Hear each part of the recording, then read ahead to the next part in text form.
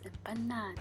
So, nagpakulo na po ako ng 1 cup of water, 1 tablespoon of atswete, asin at paminta. At pagkatapos ay maglagay na rin po tayo ng 1 cup of rice flour. So, gamitin mo na naman yung malalaki mong braso. Halo ng halo hanggang sa maging ganito na siya. Meron ka ng pambalot. Ngayon, ang mga iba pang mga ingredients ay munggo, papaya, or pwede rin namang cabbage. Mix, mix, mix! Kung gusto mo naman ng espesyal, lagyan ng longganisa o kaya hotdog. At syempre, hindi mawawala ang itlog. And of course, ang ating secret ingredient, syempre, love! Unahin na nating magpainit ng mantika.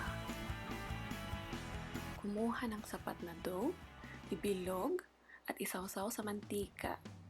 Ikalat siya sa buong plastic para hindi dumikit at madaling alisin mamaya.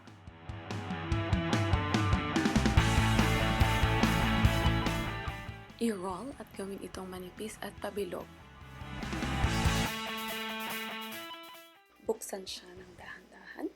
Maglagay ng papayang mixture. Bawasan ito kung kinakailangan. Maglagay ng space sa gitna kung saan natin ilalagay ang itlog. Maglagay din ng ating special ingredient, pwedeng langganisa o pwede naman kayang hotdog. Pagkatapos ay bitakin na ang itlog sa gitna. Make sure na malaki ang space na iyong linagay para hindi umapaw ang itlog katulad ng nangyayari ngayon. Ayusin lang ang gilid-gilid para hindi makalat i-fry mamaya.